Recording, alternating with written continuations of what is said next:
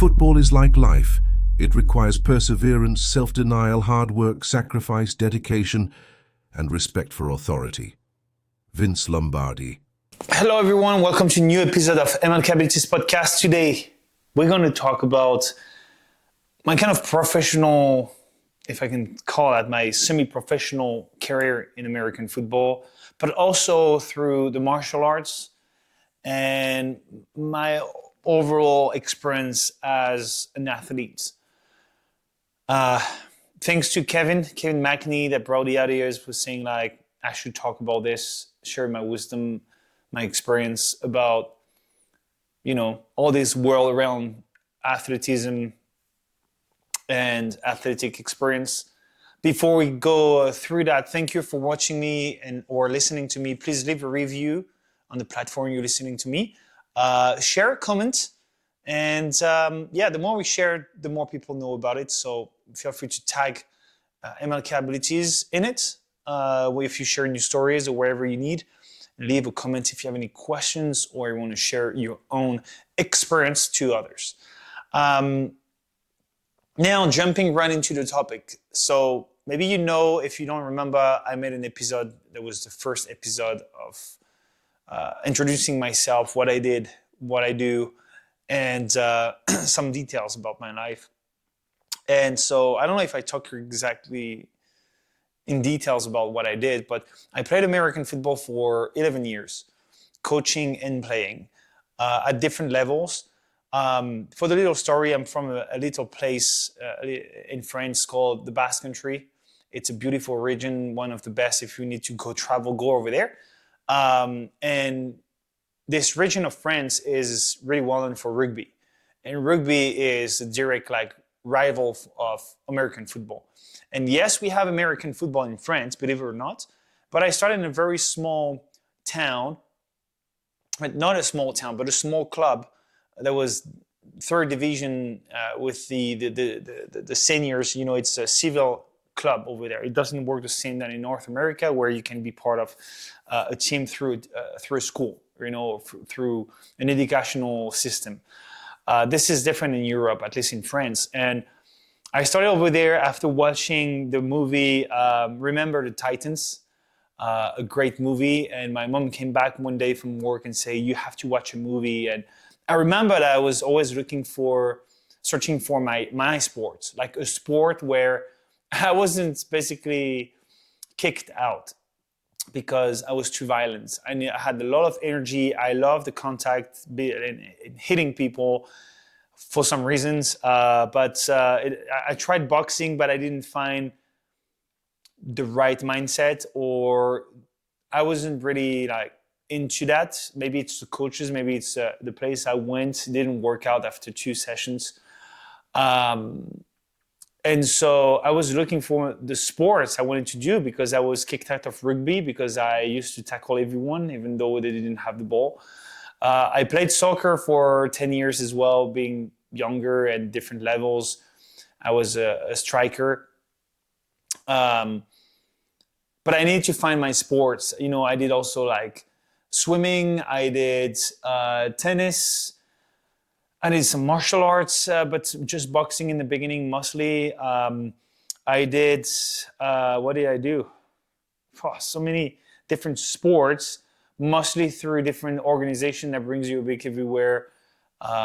Did mountain biking, BMX. What did I do?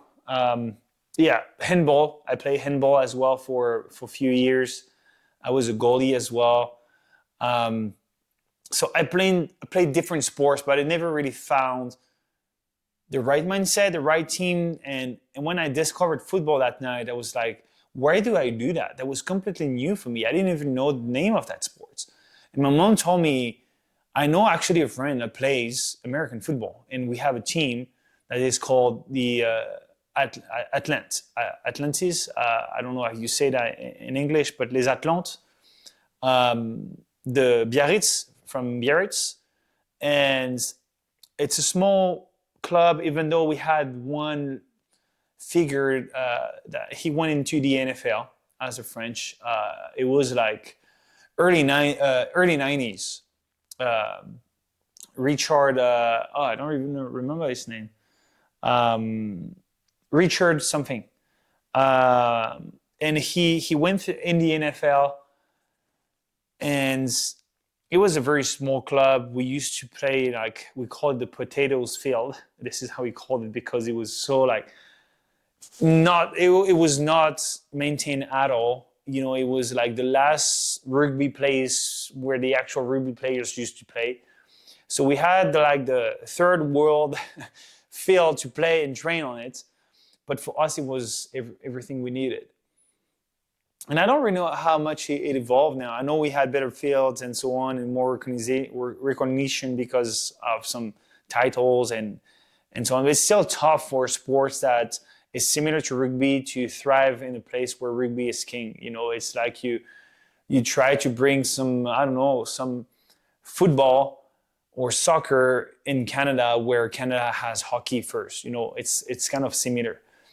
And it's we started like this, and I remember I was 14 or 13, and I did so well after first practice, even though I didn't have any equipment. It was more like a flag football in the beginning.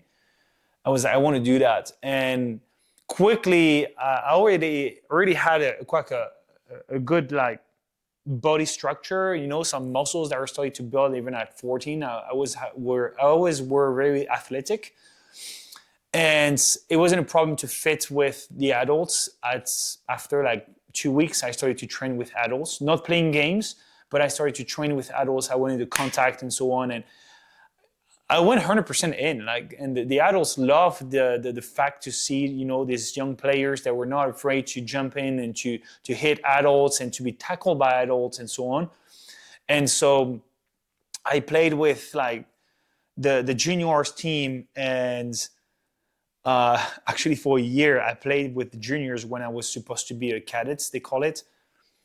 But they saw the potential, and I was developed enough that they couldn't see the difference. So I remember they kind of lied. I won't say when and who and so on, because I don't want anyone to have trouble, but that was funny. It was quite old school, illegal stuff we could used to do. And thanks to them, I could, you know, develop myself. And quickly they started to see the potential with me, and I couldn't still play with adults, of course, even though if I always had like a year advance over other kids to play like in the upper division.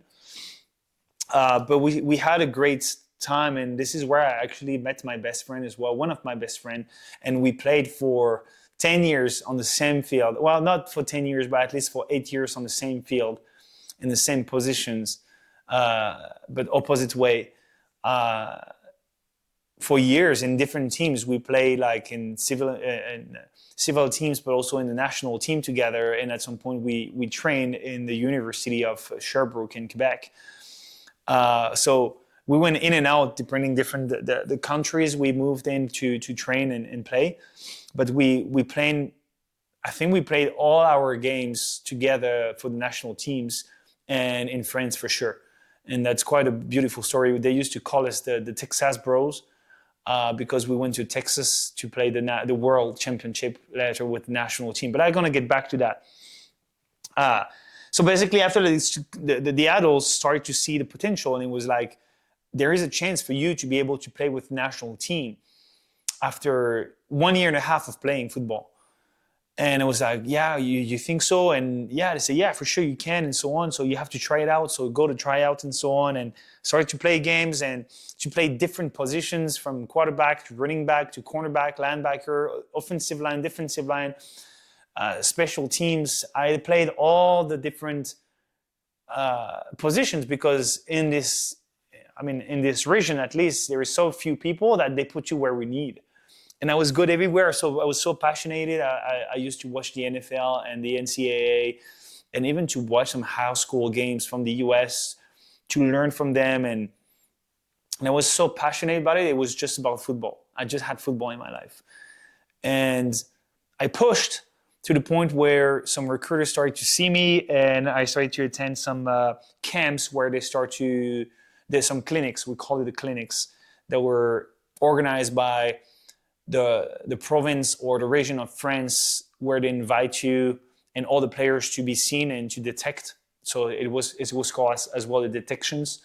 And then there is a championship in France where it's more a tournament where you have different regions of France and they have all their best players and they play all together in the center of France. And basically you have all the scouts from other teams in Canada, mostly, especially in Quebec, where they speak French, but also Finland, Germany, but mostly France, where you have the French national team coaches that come over and scout and try to find best players. That I don't know why I cannot even remember. It was so many years ago, like it was like 10 years ago maybe, and I cannot even remember. No, sorry, it was maybe 15 years ago. And it was I don't remember. It was something ball like a championship. I cannot remember. I don't know why. But I was with the Aquitaine team, which was my region, and I was a starter, and I did a great tournament, and I was spotted. And the closest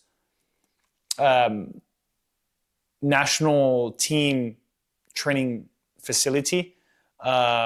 It's called the pole, basically the pole, like un pole, like it's called like a place where basically you're invited to study and train all year long to develop you to be one of the best in the team. So, they take really great care of you. They train you, they adapt your scholar schedule with the training and develop your weaknesses to become better. And after that, to be recruited by the national team. It doesn't mean you're in the national team, but it's a great step to be and stay in the national team, or at least access it in the future.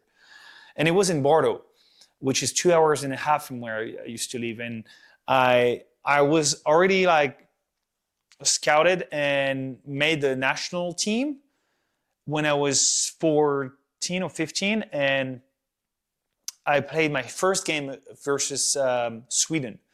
And before that, I experienced my first training camp, which was, I think, 1 week long, I think, in Strasbourg, France. And I love that because of national team, I could travel everywhere in France, discover different places in France, crossing France from different way, plane and train and cars. And that was a great opportunity to travel as well. And we played versus Sweden. That was one of the best team in Europe at this time, because they're very big boys there. Like, this is Swedish. We lost 11-0, I remember, and that was a fresh new team versus like a good team that used to play together since a while. They actually had the oldest one in their team, so it wasn't too bad for a first game. And so that was my first game versus Sweden. I remember quite the experience. And then after that followed the European Cup, basically, where that game was more a preparation game. And then we also played versus Serbia at this time. We won 44-6, I think, if I remember well. We played in Paris, La Courneuve. And then we played to the European Championship in Sevilla, Spain.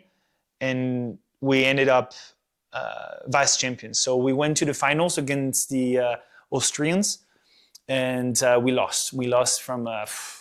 I think we lost from 2-3 points. I think that was one of the best games in my life as well. Quite the experience. Tough game. Like, every yard was earned.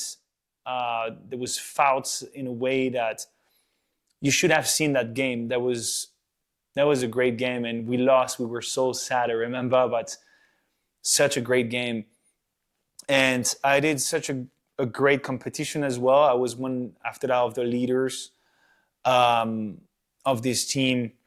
On the side, I also played with the Civil League, where I was captain of the team. I played in Bordeaux, basically, because after that I was drafted by the Pole, that training center, where it was in Bordeaux. So I decided to move everything, and I started early in my life to move a bit everywhere.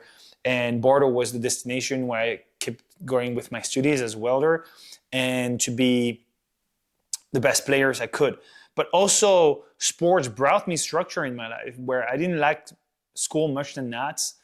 And because to be part of the team, you need to have good you need to be good at school, and it forces you to be good because you want to be selected. You want to be part of the team, and if you don't do the job, you're not part of the team. And I like that fact because you have to be an overall person, not just good at school or not just good in sports. You have to be good everywhere, because what happens if you get injured at some point and you don't have football anymore? Well, if you're not good in anything else, you don't have any much future. And we see that as an issue in American football, or even hockey in Canada, or any other sports, where they become like idols and they become like superstars, and they think that they're going to be a professional, everything going to go well until they get injured, and then they go down. Or even some professionals, they think they're going to be professionals for life because they just get drafted, but after that they don't do a good season, they get rid of them because there is so many players, and they spend all their money because they don't know how to manage their money, and they get broke as quick as they become rich. So there is a lot of good things, but also bad things in sports we have to be aware of. And I think that it can be also an issue to make kids think that they can become a professional. There is 0.1% of actual athletes that play hockey and or football, depending on the country, or soccer, whatever it is, depending on the country and the culture, they're going to make it pro. And this is a matter of fact. Like, this is the best of the best of the best that make it pro. And even though they make it pro, it doesn't mean they're going to last forever as well. So it is proven that you need to prepare your kids on an educational aspect, academic aspect, as well on the sports, because if they get lost, if they get injured, they have something to fall back, and they're not just relying on sports. And it's a big mistake. We have to respect the kids and stop selling dreams. It doesn't mean they cannot make it, but they need a parachute. They need something to save them in case they don't make it with what they want primarily, which is being a professional. Anyways, you had to have the result at school academically and to be able to make the team. And so I did it. I was in Bordeaux, lived good life over there, was by myself. After that was after the school board, like boarding school, which is a thing very common in France, especially when you study somewhere else, you don't have the opportunity to have an apartment. But I ended up to have an apartment, and then you live the football life, the parties. I started to play very quickly with the seniors as well team, like the adults. I played Division 3, we were champions. I played Division 2, we were champions, France champions. And I played Division 1 with France as well, with Bordeaux. The exact name is Kangourou de Pessac, the Kangaroos, Pessac Kangaroos, basically. Yeah, great time, great games. Could do I could show that I was very good at it, and getting drafted by different places. I remember a team in Finland that wanted me to play professional over there. So they pay you, but it's not professionals like in the NFL. Of course, this is a different kind of professionalism. But they pay you, and they feed you, and they do everything you need in exchange of playing football for them. But I was drafted by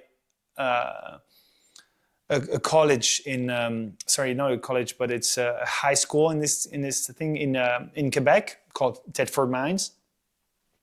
And I played 1 year because of my age, but I did a great year. But before that, I also did the World Championship in Austin, Texas, where we played versus Japan. We played versus Sweden again, and we played versus American Samoans. And that was a great experience. The American Samoans was the best game I think I ever played. We lost from, I think, like 7 points. And that was quite the best game. It was a Friday night. So think about Friday night lights. Texas. Temperatures are great. The stadium is full. People are yelling everywhere. We were playing versus people that some of them, I know them now as well. And some of them play in the NFL. And when you think about, when you zoom out and you think about you play versus people that play in the NFL nowadays, that's huge accomplishment. You like, because we shocked the world. France used to be last, or the one before last, and France didn't really make it before, and we had the best junior team ever that played the world championship. We shocked the world, and after that, I was supposed to be selected by the IFAF, which is the International Federation of American Football. And basically, when they select you, you play with the best world players versus the American team. So this is USA versus the world. Unfortunately, because I was born in February, I couldn't make it. I was too old from a few months or days, I think. Well, actually, 1 week. Even though the coaches pushed us, we didn't make it. So that's unfortunate. But this is still good to know that we could make that team. And yeah, after that, I directly went back to France.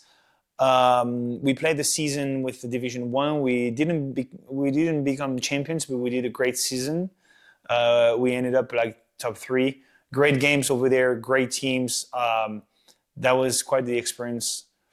And after that, I went to the Cégep in Quebec. Did a year. The same team, the year before I arrived with other members of the French national team that joined at Cégep, that recruited a lot of French footballers from the national team. The year before, they did 1 victory, 8 defeats. And the year we arrived in semifinals. So it was quite the shift. We had quite the season, and the year after, they became champions of the province of Quebec, which is Quebec is the best province in Canada in terms of football level. And at this time, after that, I was playing with the University of Sherbrooke. And then didn't make it long because I didn't like school much than that, especially in university.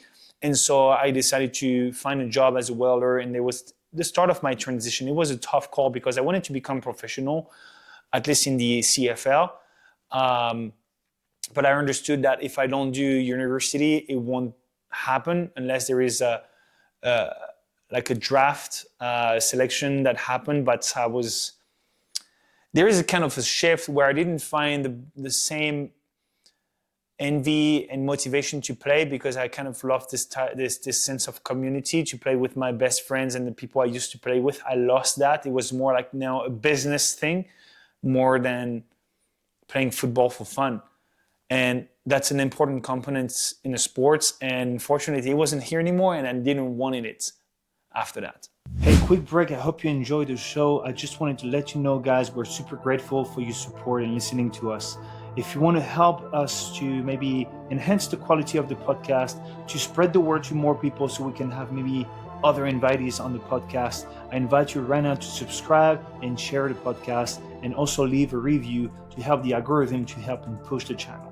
As well, if you want to support us in a different way, you can also buy our merch. Our merch is available. I just put the link below, and you can just, represent MLK abilities to community and support us at the same time. So I hope you enjoyed the show, and let's get back to it.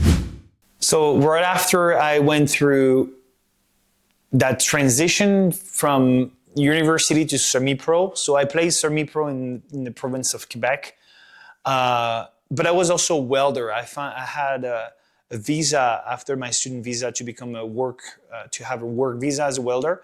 But I used to work by night with night shift, and that was not really sustainable for me to be able to train as much as I needed to play semi-pro. But we ended up champions of the province. We were champion of Quebec. But after that, I decided to step back and away from football. I only coached after that, because after that I came back in France. I also used to coach when I used to play in Cégep high school. I was teaching the small team. I was a coach, and I love it. I love coaching. And when I went back to France to start to be in a special force, in a transition, I played football again with my local team. I think we did an okay season, just for fun. Was mostly for fun. But again, when you come back in France, playing in my original club, that's something I really wanted to do, to play with my, the people that introduced me to the sports. That was such an experience that gave me, joy to play football again. And I played 2 seasons, if I remember well. And we had so much fun. I remember, even though the result wasn't here, that was not the point anyways. I was not invested as much as I used to be. But I also had more concussions with football. I had three big one. And the 3 big one, I had them when I played just in 1 year in high school. Where actually during that high school season, I was the best interceptor, almost best tackle, and I was in the star team of Quebec. But that was quite a season, and I had 4 or 5 different universities that wanted to draft me, including Glenn Constantin that came to me to watch me, my running back and the opposite team offensive lineman. He drove from Quebec City to come and see us to watch us play. And I remember having the pressure that day at that game. I didn't do a great performance, but good enough that I was contacted after that. But I decided to go with Sherbrooke University to play with my best friend where he wanted to go. And I chose that university because of him, I remember. Now, maybe I would not do it differently, but what is done is done. Anyways, all that to say that when you reach a certain level and you go back to a Division 3 in France, you don't take it as seriously as you used to. And the mindset and the people and the culture is different as well. So it changed your level of game for sure. So it was more for fun than just competition. But I started to train and coach the youth, the juniors. And I made it to send 2 players playing in Canada as well. We were champions. We were champions of the province in France. This year I coached them with an amazing team as well. And I impacted these kids more than just through football. When I think about that, I'm still in contact with most of them, and they thank me for the fact that I pushed them to make them understand that sometimes in life you go through hard stuff. You have to push, you have to prepare. It's not just easy and just for the fun of it. You have to get ready for that. And I remember we did a great and very hard preseason training camp where I pushed them physically, mentally, but they understood the why behind, and they understood even better at the final. When we were in the final, it was a tight game, and I remember telling them, guys, it's not about the games or how skilled you are right now. It's how mentally and physically strong you are right now. Because in front of you, you have a team that is fighting the best way they can as well. It's a tight game. What's going to make a difference is the one that decides to fight for that yard, for that pass, for that interception, for that tackle, and the one who is lazy because he's tired. And I send them back to the preseason where I trained them so hard. And I don't know what happened, but something woke up in themselves, and they felt like warriors, and we became champions. And even today, I'm a bit emotional thinking about it because I remember the smile on the face of these kids. I remember one of the quarterback was a kind of a superstar guy. He thought he was the best, and decided whenever he wanted to be here or not. And right away in the beginning of the season, I tell them, buddy, you late 30 minutes, you go back home right now. He went back home, didn't see him for two practices, and then he came back. And he came back on in advance and never been late anymore. Another one stopped drugs. The young one stopped drugs because he was into that. And I told him, buddy, this is drugs or football. You choose. Look at the friends you have in your environments when you do drugs or when you do football. And the mom at the end told, many moms and parents at the end came to me and say, you made a huge difference in my kid's life. Thank you for that. They were emotional and crying, I remember, because of, the emotions happening because they were champions. You know, they accomplished something big. There was something huge for them. It was not just overcoming a shitty situation or relationships or behavior. It was being champions. And it brings so much joy and accomplishments, and as well as a coach. So we were very proud of it. And even the outcomes after that, still being in contact with them, and they still remember all the things we did, and I'm grateful for that, and they are as well. So coaching, I love it. I kept coaching after that when I came back in Canada after the military. I coached for one season, but I didn't. It wasn't the same. Something was missing or something. I don't know. Anyways, there is all that to say that there is a big difference between professionals and non-professionals, and in between as well with semi-pro, or when you play in such a level like university. It's a lot of commitment for the body, for the mind. The body, especially in that type of sports, the body is taking a lot. But you learn a lot as well, how to recover, how to train, how to get better. And American football is a very complete sport. I still put martial arts over it overall, but it's still a very great complete sport. You need to jump, to run, to hit, to push, to pull. It's a great sport. The issue would be maybe the impact on the brain with the hits that you cannot really control. It's everything or nothing aside of the practice, but you play for games as a team, not as an individual. But I saw also people like chasing the fame, chasing being a superstar and losing themselves, and because they get injured at some point and they understand that life hits you back. They can hit you as quickly as you never you thought be possible before. And I see some guys, they tried to go in the NFL. They almost made it, especially from France. It's tough, you know. They don't need us. You really have to be a phenomenon to be over there. So from my generation, I just know one, Anthony Mahungu, a good friend that did I think he did a game with the Eagles, Philadelphia Eagles, but didn't work out after that because, as I say, they find you. Okay, if you don't make the job, they cut you and they find someone else. The US has I don't know how many players that they can replace you just like that. You're no one for them. You are no one. Even though you do a great season in college, NFL is the NFL. And in CFL, if you want to do the CFL, if you go in the CFL, remember that the one that didn't make it through the NFL going to go to the CFL. So the level is high anyways. And you have to commit 100%. And it's a lot of luck as well, because you have to be the one that is picked. You need the right moments, you need the right luck, you need the right things to make it through. So it's not something you should rely on. You can dream about it, but reality is going to bring you back to it. And if you don't believe into that, no worries, you're gonna experience it. It doesn't mean you won't make it pro. It just means that you'll see it's not as easy as we think. And there is more and more players nowadays. So aside of that, great experience overall. I don't regret it. Am I in football nowadays? Not anymore.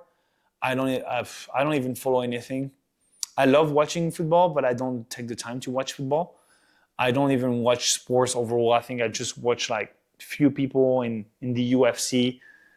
But when I have the time, I don't watch TV anymore anyways. I prefer to focus on myself and become the best version of myself and an overall athlete that can be good at any sports. And nowadays, obstacle course sports is one of the best ultimate sports because it's require more than just running, jumping, and so on. It's also more adapted to life. You know, whatever happened, you need to run, you need to escape, you need to work. You can do the same thing in the obstacle sports. I love that because it's an overall sport. And martial arts as well. There is more some fighting, of course, than obstacle sports. I love the fighting aspect. So for me, mixing martial arts and obstacle sports is the best way to get in shape and ready all the time. I have now like 9 years experience on and off of martial arts, and I don't teach. I mean, I teach like individually, but it's more like for myself and to keep pushing and testing myself. Sometimes I like to do a fight every so often to see where I'm at. If tomorrow we go for a fight, am I capable to fight? So doing it into a structure is like not really translating the reality accordingly or properly, but it's at least something that is getting closer with a safety component, especially with the head component for concussions. My goal is not to end up like a veggie. It's to be like, always ready, not just physically. So yeah, martial arts brought me a lot. And you know what? If today if I had to choose, I would go with martial arts and try to be a professional fighter instead of a professional footballer. That's what I would do. But again, time, is consumed. I cannot go back in time. And today I train myself to become the best version of myself and help people to do so with my previous experience. I know very much how to push the body and mind and have the right mindset, depending on the type of competition you want to be in or sport. But we have to make sure as a community to keep that instinct of trying to be the best, trying to push, to make sure we keep pushing limits as an individual, but as a community or society as well. Sports is playing a huge game into our world. I think sports is a great alternative to academical outcomes. You can do both. Doing just sports is not safe, especially depending on the sport. I mean, some of them sure, but not all of them. At some point, the reality catch you up back, and you understand that you won't make it. And also the body can break anytime. We're still humans. An injury can come over very quickly. You need to be supervised by the right people and so on. And at some point, you need to invest in more than just training. You need to invest into people as guidelines and gurus in a way to show you the right path. So yeah, that was basically my experience. So yeah, Division 3 from the middle of nowhere on a potato field to national team, European Championship, World Championship, National Championship, Provincial Championship, being champions several times, having great experience traveling in the world with that, getting in and back and out of it, and experience other sports.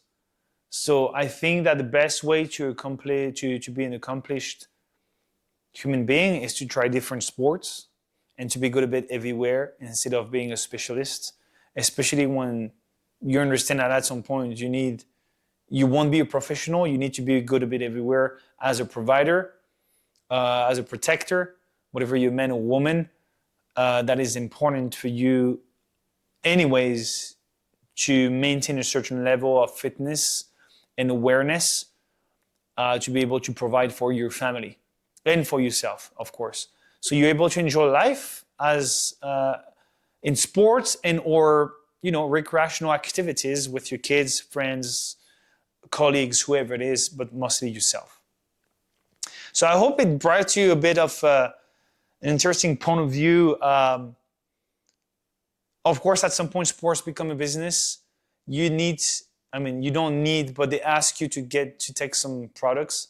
And I don't agree with that. I never take anything, and I will never do that. But they ask you to take products to overperform, and that's a reality in sports as well. That is unfortunately shut down and not really shared, and it's very corrupted.